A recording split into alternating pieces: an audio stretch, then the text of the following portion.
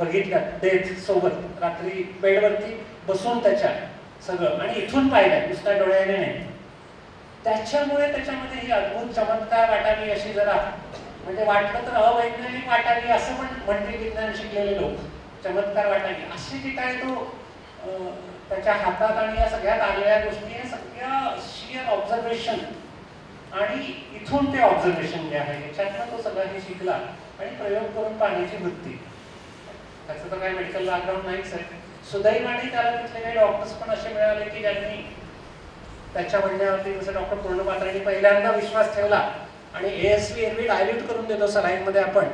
राजेशचं म्हणणं होतं की बोलस डोस देऊ, डायरेक्ट सिरिंजनी पहिला एकदा बघूया, नाहीतरी मरणार आहे आता, तुम्ही आता डेड बॉडीज देणार ताब्यात, ते एकदा करून बघूया प्रयोग. आणि तो वाचला.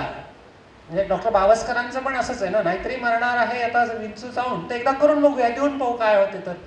तर अनेक शोध हे असे बाय फॉल्ट चुकीच्या काहीतरी करून पाहिलं आणि त्यातनं निघालं. पेनिसिलिन काय, आणखी काय काय सगळं. मला वाटतं ती जी संशोधन वृत्ती जी आहे ती राजेशमध्ये ओतप्रोत भरलेली आहे ती सगळी अशी. त्याच्यामुळे त्याला खूप साऱ्या गोष्टी काय काय काय दिसल्यात त्याला, आणि त्याचा वापर त्यांनी या सगळ्या आयुष्यात केला. आजपर्यंत हजारो लोकांचे प्राण त्याच्यामुळे वाचले असतील. आता जसं त्यांनी सांगितलं की लोक आधी विचारतात की राजेश आहे का तिथे, दादा आहे का, मग डॉक्टरला हात लावू द्यायचं असं सगळं. आणि मग मला असं वाटतं की एक कुठेतरी विश्वास निर्माण केला ना की हां इथे गेलो तर आपण मरत नाही. हा विश्वास एकदा आला तर मला असं वाटतं आपल्या बॉडीमधल्या इंटरनल सिस्टीम, मला जे काय थोडंफार वैद्यकशास्त्र कळलेलं आहे त्याच्यातनं, की आपल्या इम्युन सिस्टीम पण जरा आणखीन त्या प्रकारे काम करायला लागतात कदाचित. आणि त्याच्यामुळे जरा ज्याला काय म्हणू अविश्वसनीय रिझल्ट्स मिळतात. आणि पण बहुतेक मेनस्ट्रीम लोकांची प्रतिक्रिया अशीच असते, एखाद्या केसमध्ये घडलं असेल, अपवाद असेल. आणि हे सगळ्याच बाबतीत घडते. सगळी संशोधनं अशी पहिली आउटराईटली रिजेक्ट केल्या जातात आणि नंतर मग ती कालांतराने ॲक्सेप्ट केल्या जातात. लिस्टर नावाचा एक जो संशोधक आहे, अँटीसेप्टिक ज्यांनी शोधून काढलं, त्याची कहाणी मी आत्ता वाचली मध्ये एका ठिकाणी, की तो फ्रान्समध्ये होता, पॅरिसमध्ये, आणि त्या काळात डिलिव्हरी ज्या आहे त्या असेप्सिस नावाचा प्रकारच माहिती नव्हता वैद्यकशास्त्राला. त्यामुळे पोस्टमॉर्टम रूममधून आलेले डॉक्टर तसेच कपडे भरलेले ते सगळे रक्तानी आणि हात न धुता डिलिव्हरीज करायचे. तर त्या लिस्टरचं ऑब्झर्वेशन हे असं राजेशसारखं बारीक होतं आणि त्याला असं दिसलं की नर्सेसनी केलेल्या डिलिव्हरीमध्ये मॉर्टॅलिटी कमी आहे. तिथे कमी मरतात, 1000 मागे काहीतरी 150 मरतात, आणि इकडे डॉक्टरांनी केलेल्या डिलिव्हरीमध्ये 300 मरतात. तर त्याला समजलं नाही की काय फरक आहे. त्याला असं त्या काळात असं वाटलं 150 वर्षापूर्वी की कदाचित ते पोस्टमॉर्टम रूममधून काहीतरी घेऊन येतात. म्हणून त्याने मग फक्त एक गोष्ट सुरू केली, सगळ्या त्या डिलिव्हरीसाठी ॲडमिट झालेल्या बायकांना सांगायला सुरुवात केली की येणारा डॉक्टर जो असेल डिलिव्हरीचा, त्याला हात धुतल्याशिवाय अंगाला हात नको लावू देऊ. आता हात धुणं ही त्यावेळेस अवैज्ञानिक प्रथा मानल्या जायची, अगेन्स्ट ट्रेडिशन. त्याच्यावरती टर्मिनेशन ऑर्डर निघाली की हा काहीतरी फालतूच सांगतो, चुकीच्या गोष्टी सांगतो, लोकांना चाव्या भरतो. त्याला काढून टाकलं नोकरीवरून. शेवटी त्या पॅरिसमध्ये रस्त्याने फिरायचा तो इतकं त्याच्या डोक्यात पक्क बसलेलं होतं की रस्त्याने जाताना कुठलीही गरोदर बाई त्याला दिसली की तो त्या बाईच्या जवळ जायचा, हात पकडायचा आणि सांगायचं, बाय तुझी डिलिव्हरी होईल ना तेव्हा डॉक्टरला हात धुतल्याशिवाय हात नको लावू देऊ. त्याला पागल ठरवलं, मेंटल असायलममध्ये टाकलं, तिथेच तो राहिला आणि मेला. त्याच्यानंतर 50 वर्षांनी त्याच्या नावाने हॉस्पिटल निघालं, असेप्सिस नावाचा प्रकार जो येतो. मला असं वाटतं हे जे आहे ना, आपण फार रिजिड राहतो तथाकथित सायन्स शिकलेले लोक. नवीन काही गोष्टी स्वीकारण्याची, किंवा स्वीकारणं तर जाऊ द्या, ते काय असं असू शकते एक पॉसिबिलिटी, पण आपण अगदी आउटराईटलीच रिजेक्ट करतो. ती मला असं वाटते कुठेतरी आपण जरा मान्य करायला पाहिजे आणि निदान बघूया, तपासून बघूया ना काय. तर रिजेक्ट करणं करता ते जर करता आलं तर मला असं वाटतं याचा खूप लोकांना फायदा होऊ शकेल. सुदैवाने त्याला खूप चांगली टीम त्या ठिकाणी मिळालेली आहे डॉक्टरांची, आणि त्याच्यामुळे हे सगळं त्याला शक्य झालेलं आहे या सगळ्या ह्याच्यात. दुसरा एक इन्सिडन्स त्यांनी जो औरंगाबादच्या शिबिराला सांगितला होता, म्हणजे पहिला तर सतीश सोबत मी क्रॉस चेक केला. मला असं वाटलं की काय माहीत नाही बा, काय लोक काही पण ताणत असतात, त्यामुळे जरा एकदा तपासून बघूया. हां तुझी सांग ना, हे फारच छान. म्हणजे आज असा योगायोग पहिल्यांदाच येतोय खरं. ये ना समोर, ये ना जरा. खूप आनंदाची गोष्ट आहे माझ्यासाठी ही आत्ता खरं. नक्की नक्की बिलकुल हे माहिती असावा अशी अपेक्षा धरूच आपण. अरे राजेश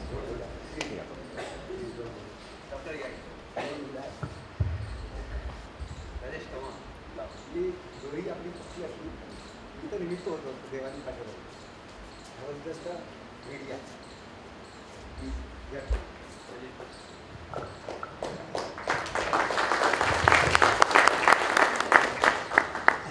रिअली टचिंग स्टोरी.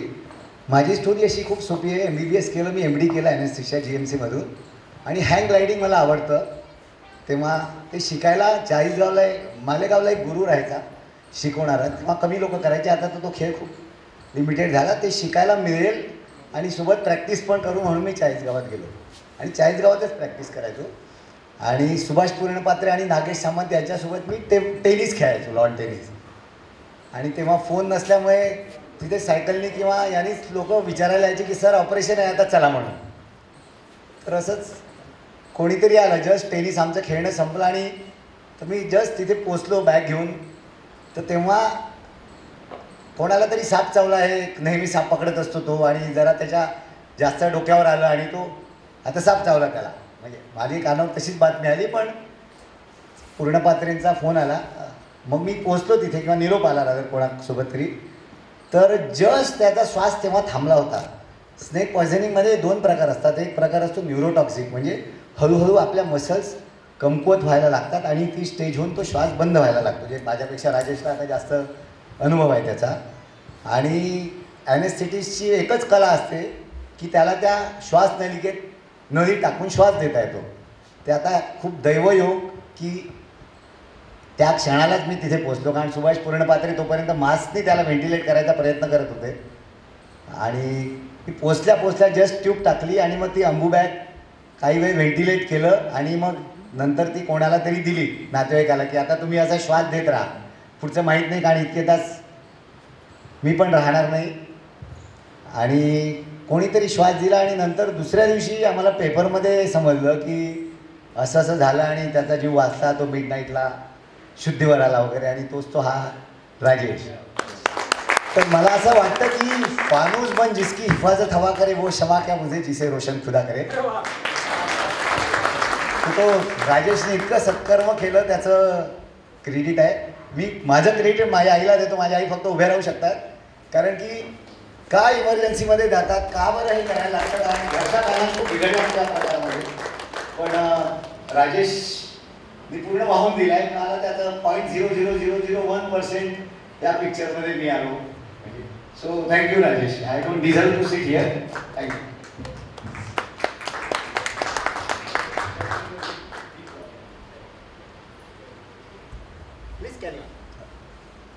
हे काही योगायोग कसे असतात मी कल्पना पण केली नव्हती की असं काही योगायोग असेल. राजेशने जी काय स्टोरी सांगितली तो सतीशच असेल. आणि आज हा आणखीन योगायोग. सतीशचा परवाच मला मेसेज होता की मी बहुधा वणीला जाणार आहे, तिकडे नाही गेलो तर मी नक्कीच असणार आहे इकडे. आणि आज तो खूप छान प्रसंग, या दोघांची परत भेट इतक्या वर्षानंतरची, हा माझ्यासाठी पण आनंदाचा आणि आपल्या सगळ्यांसाठीच प्रॉबॅबली क्षण आहे. या सगळ्या प्रोसेसकडनं, या सगळ्या प्रक्रियेकडे पाहताना राजेशचं आणखीन एक जे मोठेपण आणि वेगळेपण जे आहे ते हे की त्याला या सगळ्याचं कुठेही खंत नाही, जराही खंत नाही. म्हणजे की असं झालं असतं तर काय झालं असतं वगैरे वगैरे, वैताग नाही परिस्थितीचा. आपण पाहतोय की थोडंसं आपल्याशी कोणी काही निगेटिव्ह बोललं तर आपण आयुष्यभर डूब धरतो बरेच लोक. तर निदान काही दिवस तर नक्कीच आपली झोपमोड होते. अशा परिस्थितीमध्ये ज्या नागाने त्याला पोस्टमॉर्टम रूमपर्यंत पोहोचवलं, बरा झाल्यानंतर पहिले याला काळजी की त्या नागाला पाणी पाजलं की नाही.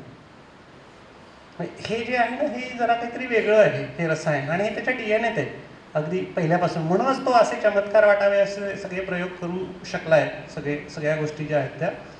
म्हणून मला असं वाटतं की वैद्यक क्षेत्राने याला एस्केप्शन म्हणून सोडायला नको, जरा खोलात जाणं, म्हणजे यांना आहे विषय त्यांनी अभ्यास करावा, जरा शोधून काढावा आणखी, असं करू नये.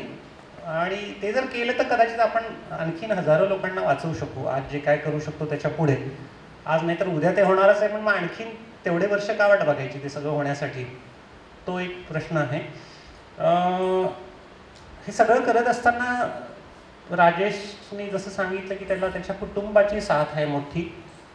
राजेशची पत्नी जी आहे ती त्या काळातल्या इंजिनियरची मुलगी, आणि म्हणजे तिला तर माऊली म्हणायला पाहिजे, अगदी साष्टांग दंडवत घालावं. म्हणजे राजेशपेक्षा पण मी तिला जरा एक पाऊल पुढे म्हणेन. राजेशचं सगळं घर असंच चालतंय, मी तुम्हाला सांगितलं तसं.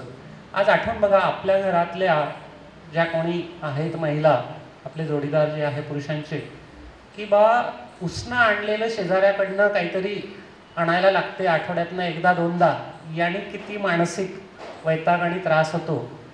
आणि ज्या राजेशच्या बायकोने तर मागले 22-24 वर्ष, किती वर्ष झाले राजेश लग्नाला?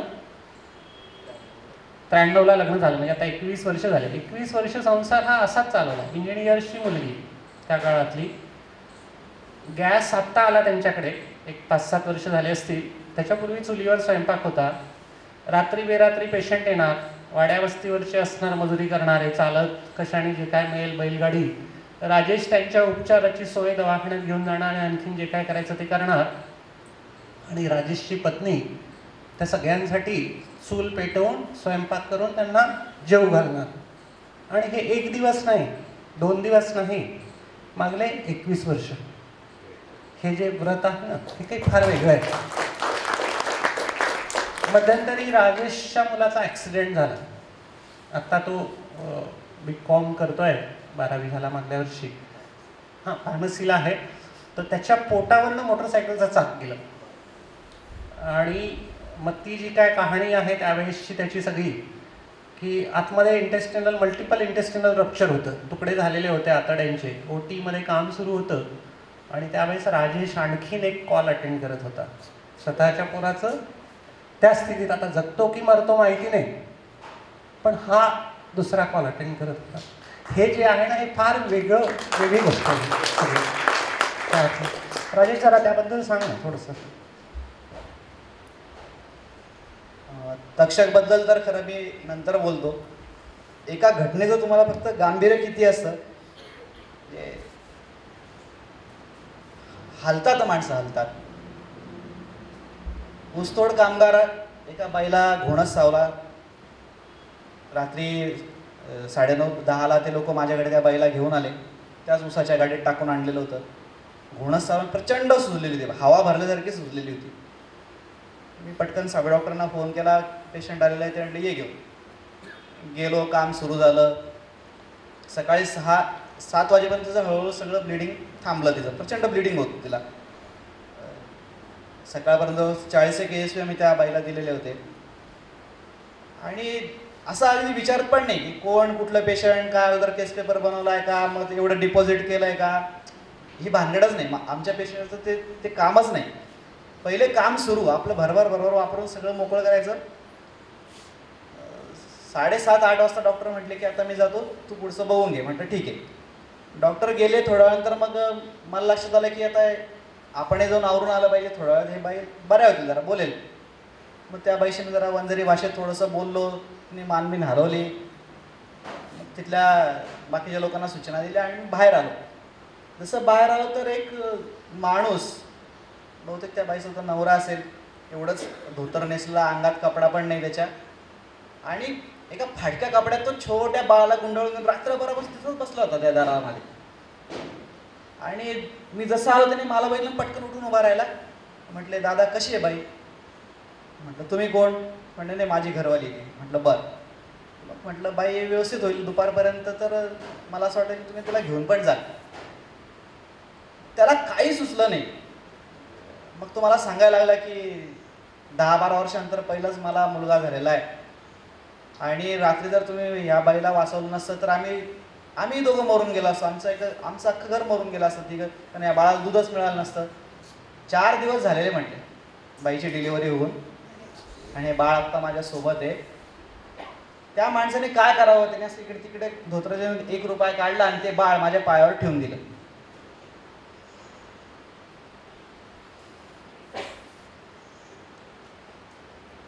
आपण कल्पना पण करू शकत नाही कसल्या अवस्थेमध्ये लोक असतात. मी तो रुपया ते बाळच्या हातात देऊन टाकला आणि म्हटलं काळजी करू नको, अजिबात तुझी बाई मरणार नाही. साबळे डॉक्टरांनी सगळं त्या पेशंटचं म्हणजे फ्री तर केलंच सगळं, त्याचं मेडिकलचं पण सगळं त्यांनी सगळे पैसे दिले. बरं होऊन जाताना ही माणसं जेव्हा आणखी 10 लोकांना सांगतात ना की अरे नाही तिथे गेल्यानंतर असं काम होतं बरं का, माणूस मरत नाही. माणूस मरत नाही म्हटल्यानंतर आहे ना तो जो विश्वास निर्माण होतो ना तो फार वेगळा आहे. म्हणजे अजून एक घटना सांगतो की मला गवताळा अभयारण्यातून फोन आला रात्री 9 वाजता की एकाला नाग चावला आहे, आम्ही आता घेऊन निघालो त्याला. आमचा धुंडूभाऊ पवार नावाचा एक कार्यकर्ता आहे. शाळेची पायरी चढलेला नाही, स्वतःचं नाव देखील लिहिता येत नाही. या माणसाने आतापर्यंत त्या भागातले किमान 6-7 हजार लोक जे 100% मरणारच होते सर्पदंशामध्ये त्याने ते वाचवलेले. त्याचा प्रथमोपचार करणं बघा, त्या माणसाचा आधार देणं बघा. एखाद्या MD MS डॉक्टरला लाजवेल असं काम तो माणूस करतो.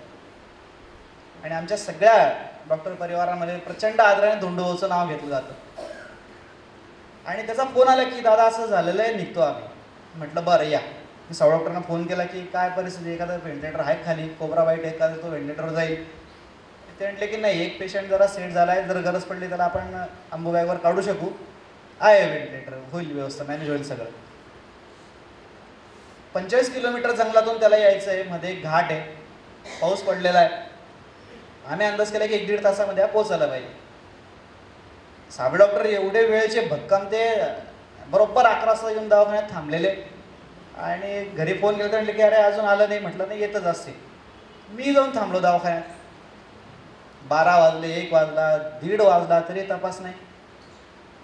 1:45 वाजता एक मोटरसायकल येऊन थांबली. बघितलं तर चालवणारा, त्याच्या पाठीमागे ते पेशंट रुमालाने बांधलेलं आणि मागे अजून एक धरून बसलेला. भरकन त्याला घेतलं खाली, स्ट्रेचरवर टाकलं, वर आणलं. आपल्या डॉक्टरांनी तिथेच बघितलं. ते म्हणले आता गेलेला आहे. धोधो पावसात तो चिंब भिजलेला होता आणि त्याच्या सगळ्या हालचाली थांबून गेलेल्या होत्या. डॉक्टरांनी बघितलं, हृदय पण बंद होतं. पटकन त्याला मध्ये घेतलं, ट्यूब टाकली, डॉक्टरांनी काम सुरू केलं. कितीतरी वेळाने त्याच्यामध्ये बारीक झटका आम्हाला जाणवला की अरे हा आहे, होईल हा कवर. रात्रभर जागून त्या माणसाला बरं केलं. मग मी धोंडूवरचे म्हटलं काय झालं. ते म्हटले आम्ही घेऊन निघालो, आमच्या मोटरसायकल कशाने गंगा जमुना आहे. म्हटलं म्हणजे रॉकेल आणि पेट्रोल असतं ते घातलेलं असतं. पेट्रोलचा डोस द्यायचा, रॉकेल भरलेलं असतं. तर राजदूत मोटरसायकल किक मारायचे, 10-12 किक मारायचे चालू होते. मग ते पेशंट गाडी चालवायला धोंडू बसणार, ते मागे त्याच्या पाठीला बांधणार, अजून एक जण बसणार. आणि म्हैसघाट अत्यंत धोकादायक घाट आहे आमचा तो. दरड नेहमी कोसळत असते. जंगलात येताना पाऊस तुफान झाला, नेमकं एका वळणावर यांची गाडी स्लिप झाली. हे पडले, चालवणाऱ्याला लागलं, यालाही लागलं. नंतर गाडी काही चालू झाली नाही. धोंडूभाऊनी काय करावं, धोंडूभाऊनी त्याच्या कानात सांगितलं त्या की हे बघ, तुला 40गावला दादापर्यंत जीवन जायचं आहे, तू जर मेला तर इथंच फेकून देऊ आम्ही तुला, आम्ही काही मग वर पण नेणार नाही, खाली नेणार नाही. तिथून ते 6 किलोमीटर त्याला चालवत घेऊन आले. सायगावन गाव आहे खाली, तिथं आणलं. तिकडनं मोटरसायकल मिळवली आणि मग ते आमच्यापर्यंत पोहोचले होते. याचं काम होईपर्यंत धोंडूभाऊनी त्यांचा हात पण दाखवली. इथून एवढा हात सोडलेला होता धोंडूभाऊचा. अरे म्हटलं तुम्ही काय करताय. मग पटकन धोंडूभाऊचं पण ड्रेसिंग विसिंग केलं. सकाळी 8-8:30 वाजता हा थोडा व्यवस्थित सेट झाला आणि ते ट्यूब टाकलेली तोंडात, ते अर्धवटीच्या 10 तो करत होता. साहेब डॉक्टर शेजारी बसलेले. ते आयला रात्रभर मी याच्यासाठी जागलो आणि हा हरामखोर तुला दादा दादा म्हणतोय, लात घाल म्हटलं याच्या कमरेमध्ये पहिले. साबळे सर म्हणाला काय झालं त्याला. दुसऱ्या क्षणात ते म्हटले की अरे हा गमतीचा भाग आहे, हा तुझ्यामुळे लोकांमध्ये विश्वास निर्माण, हा तर तिथंच मेलेला होता म्हणे, पण केवळ त्याच्या मनात तो विश्वास भक्कम यांनी निर्माण केला म्हणून आपण याला बरं करू शकलो. हा विश्वास देता येणं मला ते सामाजिक सर्वात ताकद आहे. तक्षकच्या प्रकरणामध्ये तर म्हणजे मी, साबळे डॉक्टर आणि सत्यजित पूर्णबद्रे आम्ही 3च लोक होतो ICU मध्ये, ऑपरेशन थिएटरमध्ये. त्याचा अगोदर एक्सरे काढून झाला, मग सोनोग्राफी करून झाली, वर पोटाने त्याचा ओरखडा पण नव्हता साला. आणि मी आपलं नेहमी आम्ही म्हटलं जरा खोलून बघू ना, पण तो दुखतोय म्हटल्यानंतर म्हटलं खोलून बघू नसेल तर ते डायरेक्ट काय बोलताय तुम्ही राजू भाऊ. अहो म्हटलं तसं तुमच्यावर अविश्वास दाखवायचं कारण नाही. त्यातले रिपोर्ट बघा, रिपोर्ट सगळे नॉर्मल आहेत. त्याला एक्सरे जेव्हा उभं केलं ना तेव्हा त्याचा माझा ओटी पोटाचा भाग आहे ना असं मला फुगलेला दिसला. आणि मी म्हटलं नाही आपण बघायचं, खोलून बघायचं. आग्रह धरला. ते म्हटलं की चल बाबा, सावळे डॉक्टरांना दिवसभर मी वैतागलेलो, आता कुठं तू 9 वाजता रात्री काम करायला लावतो, सकाळी बघून आत्ताच करायचं. टेबलवर घेतलं आणि जसा खोलला अख्खं पोट त्याचं बाहेर आलं 10 हप्ता. पूर्ण वेळ डॉक्टरांच्या डोक्याला हात लावते म्हणले की हात माझा विषयच नाही, हे काय सगळं होऊन जातं, तर आता काम तर करायलाच पाहिजे. मग त्याचे ते सगळे तुकडे जमा करणं, ते ट्रेमध्ये घेणं, स्वच्छ करणं, सगळे ते पोटात घाण झाली होती, सलाईनच्या बॉटलमध्ये होतं, ते सगळं आतलं स्वच्छ करणं, आमचं तिघांचं काम सुरू झालं. आणि काम सुरू असताना मला बुलढाण्याहून फोन आला की आत्ता एकाला साप चावला आहे. मग तो मी आपला खूप मोबाईल असं कानाला ते आतडे त्याच्यात धुतोय सगळं इकडे हाताने, आणि मी त्याशी बोलतोय सगळं की हाताला बांधून घ्या, वर बांधा, इकडे बांधा, तिकडे बांधा, दवाखान्यात पोहोचा, डॉक्टरांचं माझं बोलणं करा. मग मी डॉक्टरांना सांगतो. साहेब डॉक्टर बघत होते, नंतर ते वैत ते अरे तुझं पोरगं मरते, तू पहिला फोन बंद कर म्हटले. ते म्हटलं की अहो इथं माझ्या जोडीला एक सर्जन आहे, एक ॲनेस्थेसिस्ट डॉक्टर आहे, त्याच्या जोडीला तिथं कोण आहे? कोणीच नाही त्याच्या जोडीला. वाडी वस्तीवर शेतामध्ये त्याला बाईट झालेला आहे. माझ्या पोराचं काय होईल मला माहित नाही, पण त्याचं पोरगं मरू देणार नाही एवढं नक्की.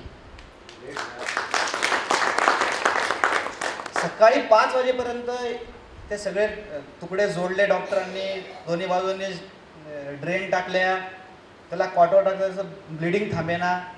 मग सकाळी जेव्हा त्याचं स्कॅनिंग केलं तेव्हा लक्षात आलं की त्याचा पँक्रिया पण फ्रॅक्चर आहे. ते म्हणले आता हे काम इथं होणारच नाही, पुण्याला न्यायला पाहिजे रुबी हॉलला. मग तिथं त्यांचे मित्र आहे डॉक्टर कानिटकर म्हणून, त्यांच्याशी बोलले. ते म्हणले घेऊन या.